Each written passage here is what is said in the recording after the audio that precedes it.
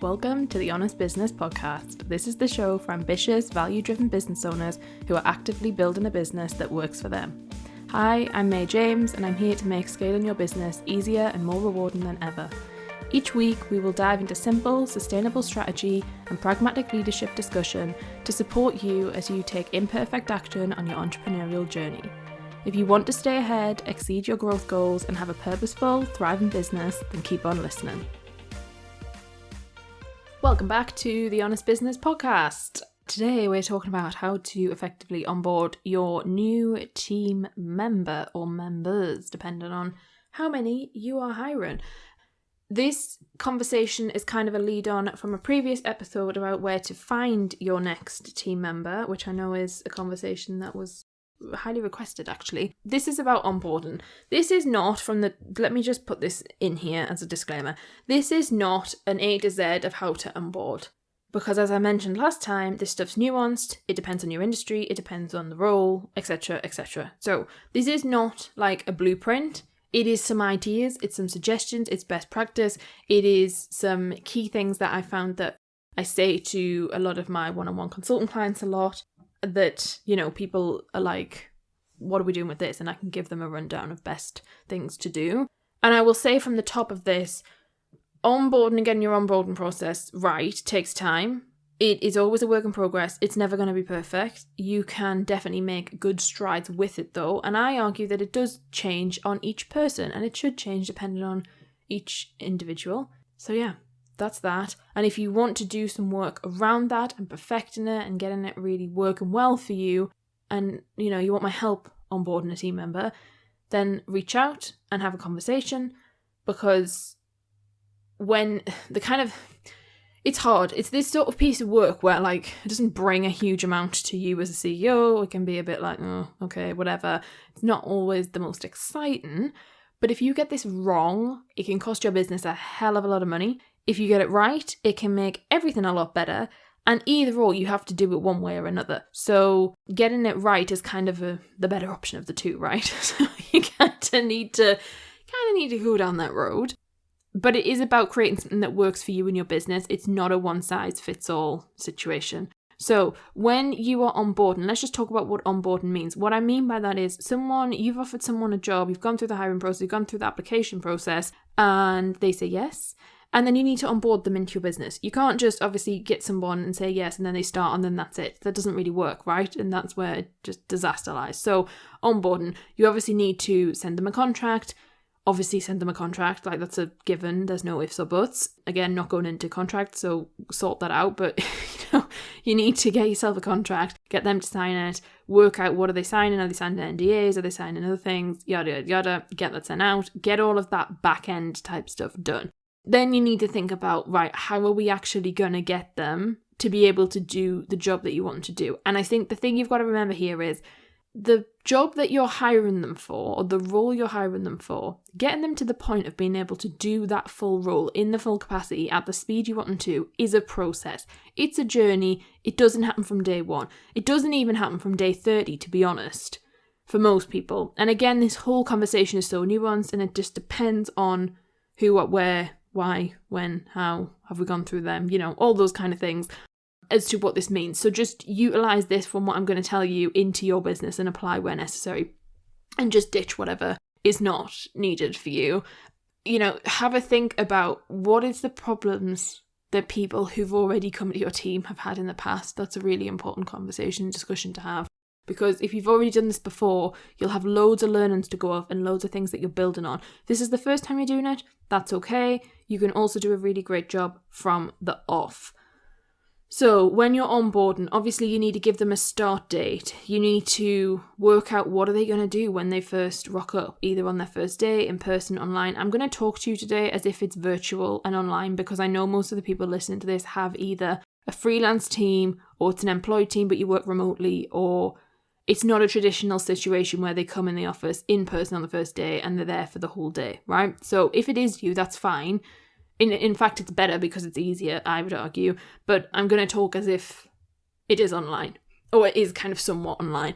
So think about who do they need to know, who do they need to hear, get all of their info sorted out, all the tech sorted. You need to sort all that for them I would argue, you decide on the systems. If this, for many of you listening, the role you'll be hiring for is a role that you don't already have. And so this is where it gets very complicated, because you kind of need to make sure that you might not even know what they need. Now, this is where it can get very difficult. So I would say, if you can, please, please, please, have systems in place for them to use. Now, that is not going to happen most of the time, I know, but if you can, that is really great. Even if the system that's in place is not necessarily the one you go with 6 months down the line, having something in place is really key. So what I'm trying to say to you is, if you are employing someone or having someone join your team, they shouldn't be creating the system from them coming in straight away. Now, for some of you, that will have to happen because it just is what it is. And many people will say, oh, well, you shouldn't say it is what it is. But I'm just being honest, because I know, right? I'm in the trenches with a lot of business owners, and as much as we want to say, have this amazing thing done and have this thing, some of you won't. And that's, it is what it is. However, please, please, please have something in place, some sort of project management or some sort of system that they can use to do the key jobs that they need. They might come in and say, actually, I don't think this is right, or I want to change this, or I want to do that. And at that point, you two can have a conversation together. However, it's really hard on someone coming in if you just say, right, need you to do this, that, and the other. But we don't have any system, we don't have any SOPs, we don't have any processes of how we're doing it. So you're building it from the off. Because that is challenging. It's not impossible, but it depends on who you're hiring, the skill level, where they're at, their experience, etc., and whether you've made that obvious to them from the start before they've even accepted the job. So please have something in place. And as I've said, I would recommend you be really flexible and open to change where needed and where preferred from them, and you having a collaborative approach to it. But in terms of onboarding people, really make sure that you are allowing people to actually have a shot at being able to do a good job without you kind of causing issues before they've even begun. The other thing I'd really recommend, if you can, is meet in person, which is not possible. I have clients who've got teams globally who they've never met before, and they've never met for 5 or 6 or 7 years, and that's fine, right? You don't have to meet in person. However, if that is an option for you, if you can make that work, I really personally love doing it, and I've seen real value in other people doing it as well. So in the last episode, I referred back to the fact I'd grown and added some members to my team who are a freelance team, and I chose to do that with the members that I brought in. So we brought 3 people in, and with all 3, I, gave up my time to see them in person. Depending on the role is obviously going to depend on how much time you need with them. But I personally feel if you can meet in person, whether that's you travel, so like I travel or we travel, depending on where we're going, and creating intentional space and time for you to sit with them and help them actually know what the hell they're doing will really help longer term. So for me, I think it's a well worth investment of my time.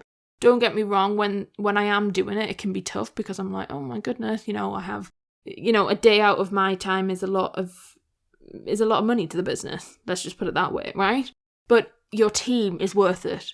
And you really need to be clear on your attitude towards your team and your commitment level to your team, because your team is not everything, but it pretty much is. You really got to get clear. And so from the off, for me personally, I make a decision of I want people to know I'm there. I want people to know that I'm present. I want people to know that I really care. And actually that their job that they're coming in to do is really damn important, which it is. So I choose, for a smaller role, I think we met for maybe 4 or 5 hours.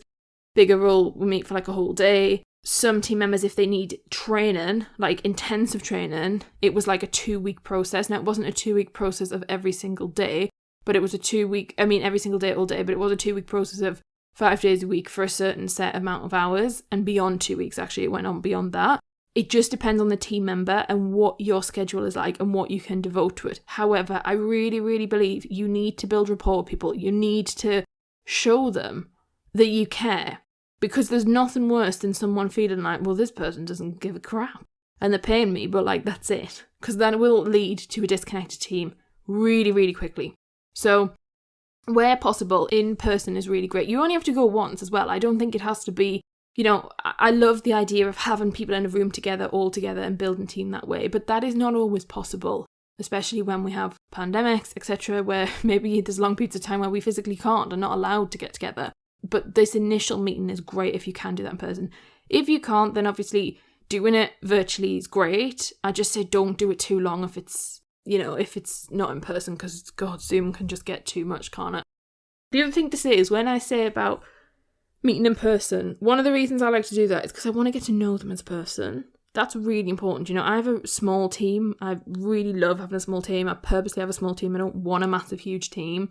But I want to know people. I want to hear them. I want to know what their goals are. I want to know what they do, beyond their work. And that's up to them. I'm not saying that you have to know everything about people. It's professional work, but most of the people I hire are quite friendly individuals who I want to understand where they're at, because that allows me to support them better. So having time to actually talk that isn't business is really key. And again, that needs to be natural. It doesn't need to be like a forced thing, but having space and time and commitment to that is really key. The other thing to lead on from that is you then need to set intentional one-to-one time together to consistently happen as you move forward. So don't just have a one day in person and then that be it, and then you just expect them to know what they're doing. That one day in person is just for them to for you two to get to know each other and to start understanding who you are together. It's not it's not they're going to leave the day and then be able to do everything. That just isn't the case.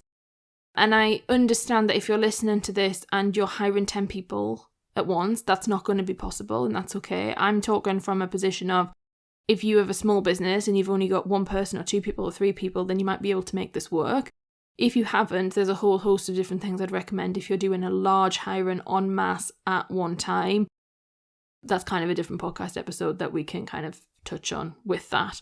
But if you can, one-to-one time, great. And then consistent one-to-one time, as in a one-to-one maintenance, check-in, accountability, etc., whatever you need that to be is key. And then also training. So making sure that you're clear on what training you can offer them. Make sure that you're clear on what do they need. Ask them, is there any training you'd love to do? Is there anything in the future you'd love to do? Really get a clear picture, because you need to build out a picture in your head and a picture in their head of what the situation is. Where can this move from here? What is the growth ideas? What's the business? Where's the business going? And I think people are very scared to let people in on business ideas, growth plans, etc. And I don't think you need to share everything with people, but I think people can be more open than they are. A lot of the time people are like, oh, I can't say this and I can't say that. I'm like, why? Being really open with people and for people to understand why they're doing certain things will really help for the whole experience to make more sense. So you don't have to tell them the whole world, and don't tell them the ins and outs of every possible business problem and worry, etc. But helping people understand, what do you want the business to look like in 3 years' time or 5 years' time? Really important. They need to understand the vision to some degree, because otherwise they're going to be like, I don't really get this. Brand is a really important thing for onboarding. Your brand really, really comes into play when you start onboarding team members, because that's when you can really get clear on, this is how we do something, this is how we don't. And your brand values, all of your brand stuff's really key. If you've had your branding done professionally, great. If you've got brand strategy, that's where that needs to come in, definitely. And if you haven't had that done, then you need to I would argue you should be doing some work around your brand, which you can do yourself. But really think about, what do you want your business and the people in it to represent? Because if it is you, or it's your name on the business, or it's you that particularly runs it or delivers things, once you start getting people involved, you can dilute your brand very quickly, and it can become off-brand, and it can become very disjointed and unclear extremely quickly. The other joy of it is if you have a strong brand and you are clear in your brand strategy, and when I say this, by the way, I'm not talking about colours and themes and fonts, that's part of it, but that is not the majority of what I'm talking about. I'm talking about solid brand strategy and solid key directions that the business is going in. That needs to be clear to people when onboarding. Very, very important. The other thing to think about is team orientation. So if you already have a team, or there's basically more than one of you plus the person you've hired, think about, right, does everyone need to get in a room together? That doesn't need to be in person, in my opinion. I understand that, and this is something I think is worth a discussion of, if you bring everybody together, it's costing your business. And so for a lot of people, that is a hell of a lot of money if you start getting 10, 20 of you in a room together and you're all doing a whole day together, right? And I'm not saying that you shouldn't do that. Of course, that's important. But I'm just saying that for a lot of businesses, if you're growing and you're bootstrapping, that might not be the best use of time/money. You can do a team orientation pretty well in a 30-minute, 40-minute, an hour meeting. It doesn't have to be really long.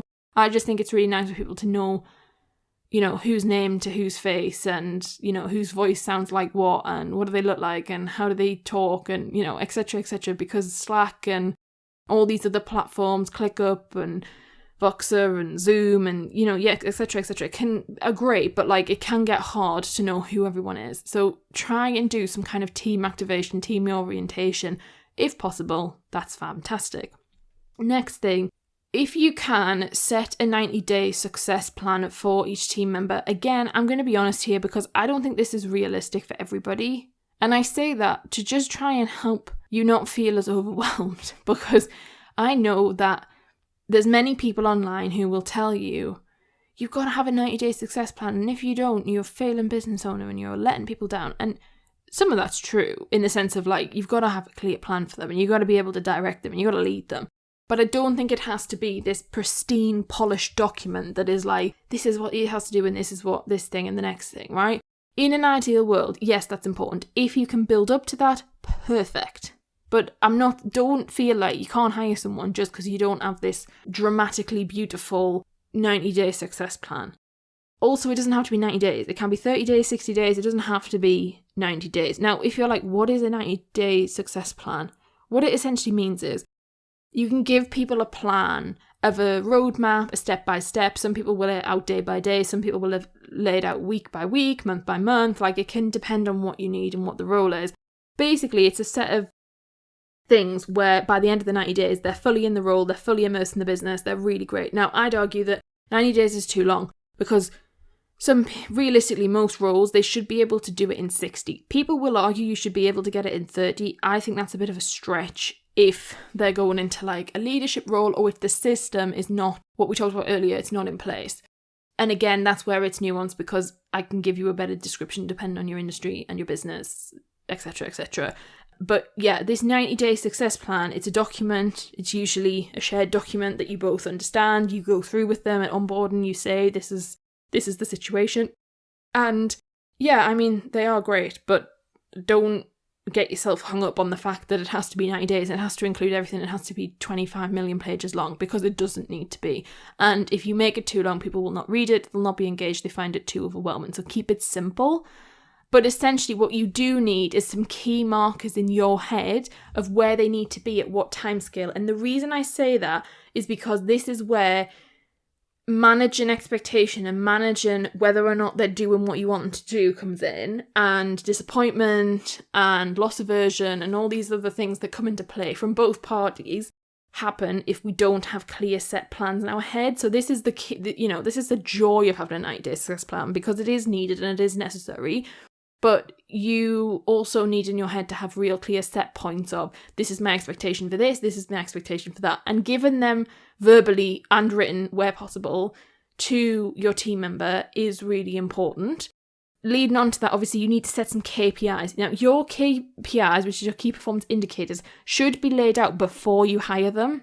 So if you can, ideally, it's when you're writing the job ad. When you know what you want, your key performance indicators should be clear. However, that's not always possible.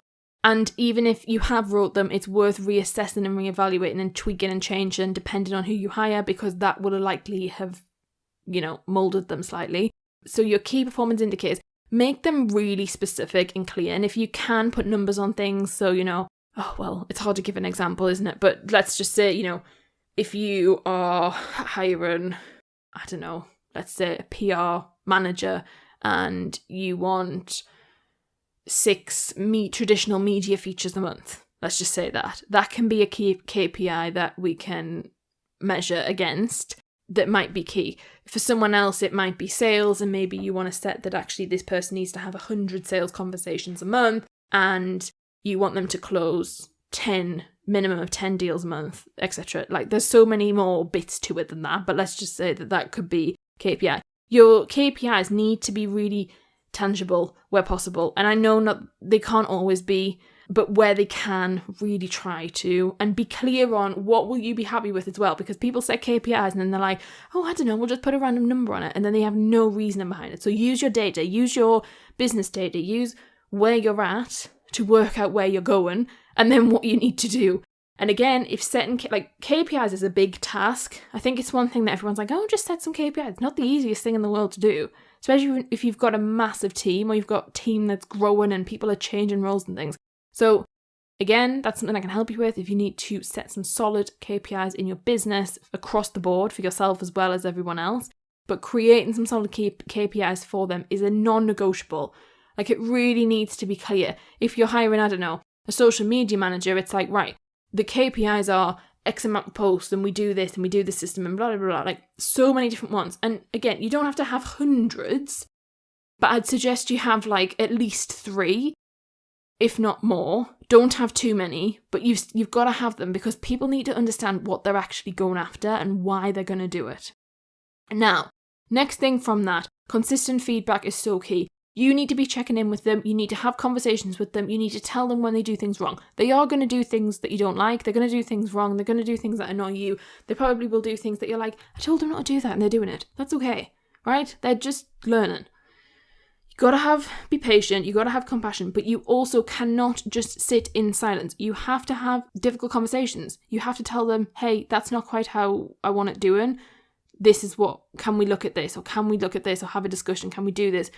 Be really open. Use your emotional intelligence. This is where your leadership really needs to come in. Your leadership needs to progress. And this is why I say to people, having one-to-one coach, advisor, consultant in your business is really important, because these are the times where these things come up that we need to work through in a specific way for you that works for your business and the person who you're having the thing with, and really go through this motion. And it's part of your leadership development. And so it really is important that you take this seriously and really lean into giving consistent feedback that is very honest. So be really, really honest with people. Do not beat around the bush. Do not kind of say half-arsely what you want to say. Like, if they've done a complete nightmare job, say, it's not right. Sorry. Like, don't just say, it's not right.